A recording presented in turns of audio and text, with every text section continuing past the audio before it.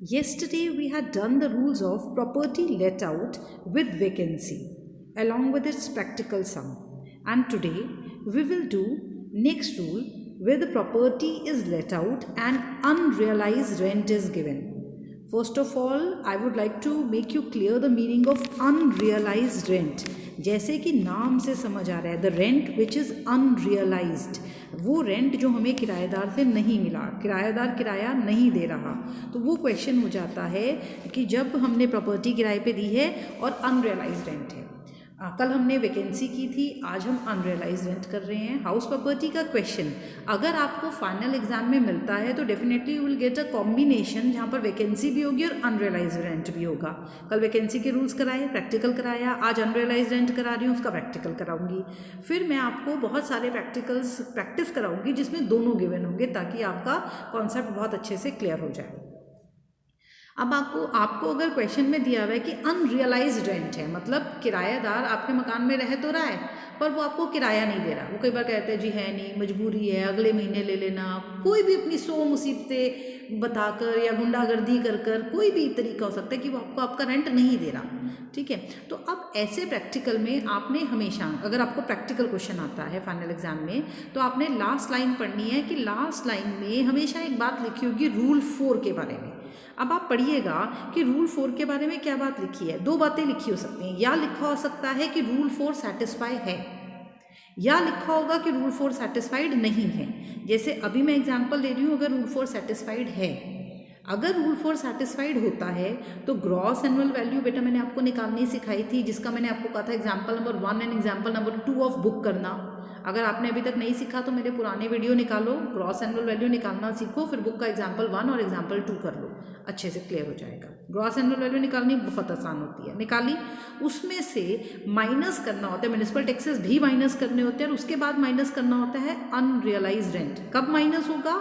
Gross annual value में से जब रूल 4 सेटिस्फाइड है। अगर रूल 4 सेटिस्फाइड नहीं होता तो ये अनरियलाइज्ड रेंट माइनस नहीं होता ग्रॉस एनुअल वैल्यू में से। तो हमने ग्रॉस एनुअल वैल्यू में से म्युनिसिपल टैक्सेस भी माइनस करेंगे, वो मैं फुल फ्लेज प्रैक्टिकल्स में आपको बताऊंगी। यहाँ पर अभी आप समझो कि unrealised rent gross annual value में से माइनस हो जाता है और माइनस होने के बाद जो बचता है that is net annual value, right. तो और अगर रूल 4 सेटिस्फाइड नहीं होता, in that case unrealised rent minus नहीं होता है। तो हमेशा हम पढ़ेंगे रूल 4 सेटिस्फाई है या नहीं है।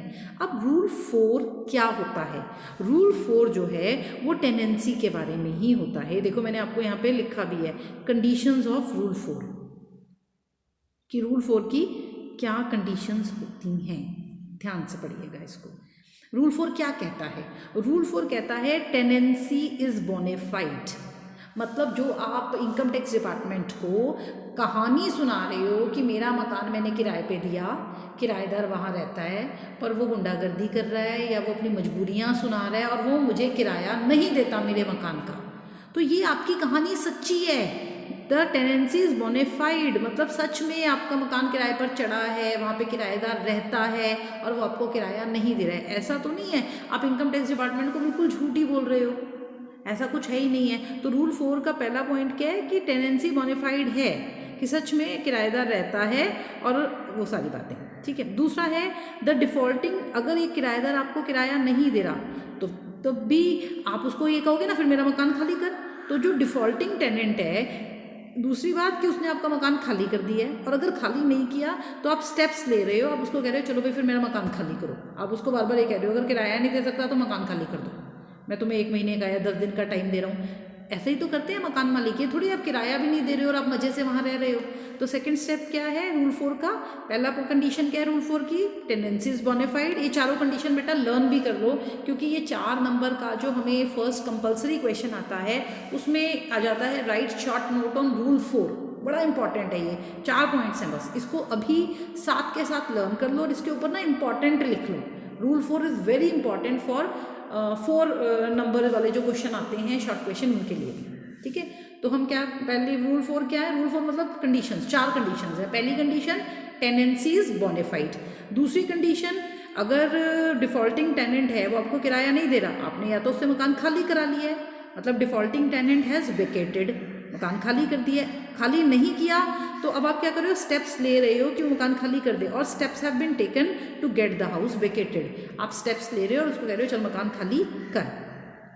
थर्ड है the tenant is not occupying any other property of the SSC. ऐसा ना हो आप कह रहे हो कि मेरे ये किराएदार मुझे किराया नहीं देता और आप उसको किसी और कोई और प्रॉपर्टी किराए पे दे दो, इसका मतलब तो आप झूठ बोल रहे हो, आप इनकम टैक्स डिपार्टमेंट से चोरी कर रहे हो। तो उस किराएदार के पास आपकी कोई और प्रॉपर्टी भी ना हो, वो वहाँ पर भी किराए पर ना रहता हो। The tenant is not occupying any other property of the assessee.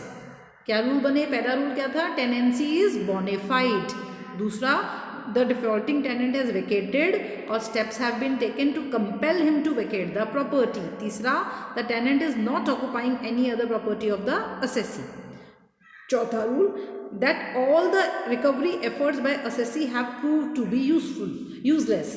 मतलब आप बार बार उसको कह रहे हो कि मेरा किराया दे, मेरा किराया दे, और अब और कुछ भी कर लो वो किराएदार नहीं देगा।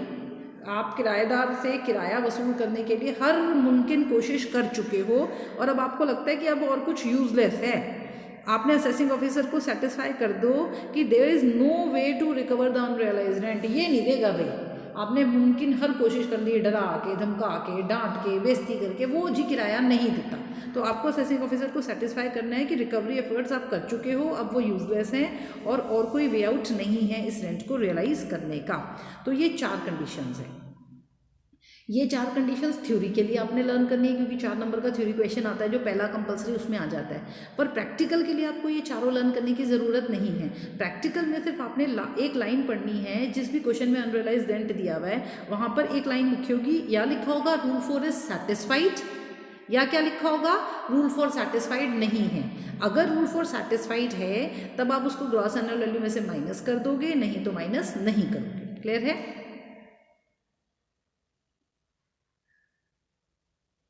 अच्छा, अब है where property is let out.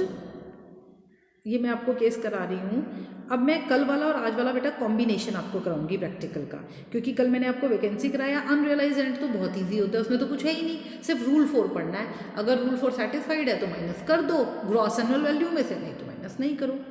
ठीक है, अब मैं आपको प्रैक्टिकल कराती हूँ, फुल फ्लेज प्रैक्टिकल जो पेपर में आता है। अब ऊपर केस पढ़िए, where property is let out. आपने प्रॉपर्टी, अपना मकान किराए पर दिया और आपका मकान पूरे साल, क्योंकि साल शुरू होता है 1 अप्रैल से। इनकम टैक्स में हम साल को शुरू कब मानते हैं, फाइनेंशियल ईयर लेते हैं, which always start on 1 April and ends on 31 मार्च। तो 1 अप्रैल को साल शुरू होता है। पर मान लो आपको किराएदार 1 अप्रैल को नहीं मिला, अप्रैल मई जून कुछ 2-4 महीने आपका मकान खाली पड़ा रहा, तो इसका मतलब आपके मकान में वैकेंसी है।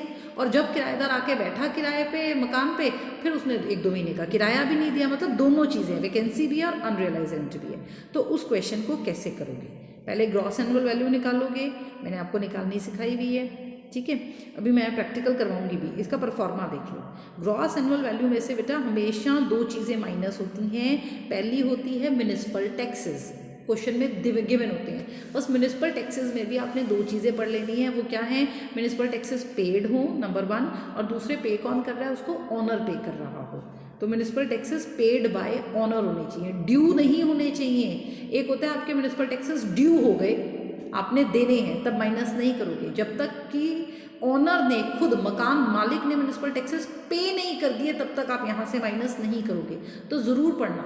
कई बार होता है टेनेंट ने पे कर दिया, तब भी माइनस नहीं करोगे, क्योंकि म्युनिसिपल टैक्सेस की 2 शर्तें हैं, वो पेड होने चाहिए, ड्यू नहीं होने चाहिए, पेड होने चाहिए। और पे भी कौन करेगा, ऑनर पे करेगा। तो अगर वहाँ पे लिखा है ना म्युनिसिपल टैक्सेस ड्यू, माइनस मत कर देना, या लिखा हुआ है municipal taxes paid by tenant, तब भी माइनस नहीं करोगे। क्लियर है? कब माइनस करोगे, जब पेड हो म्युनिसिपल टैक्सेस और पेड बाय ऑनर हो, किसी भी साल के वो पे कर दे। अगर ऑनर ने पे कर दिए वो माइनस हो जाएंगे। ठीक है, तो म्युनिसिपल टैक्सेस माइनस होंगे, और क्या माइनस होगा, अनरियलाइज रेंट। अनरियलाइज रेंट कब माइनस होता है, व्हेन रूल 4 इज सेटिस्फाइड। तो ग्रॉस एनुअल वैल्यू में से ये 2 चीज़ें माइनस करेंगे, तो जो आंसर आएगा that is net annual value. अब मैं आपको करके दिखाती हूँ, इस एग्जाम्पल को पढ़ो। इसमें क्या गिवन है, डाटा दिया हुआ है। आप पहले तो ग्रॉस एनुअल वैल्यू निकालो। म्युनिसिपल वैल्यू दिया हुआ है 20,000। अपनी बेटा रजिस्टर ले लो, पेन ले लो, और ये प्रैक्टिकल उतारो रजिस्टर में और मेरे साथ करो।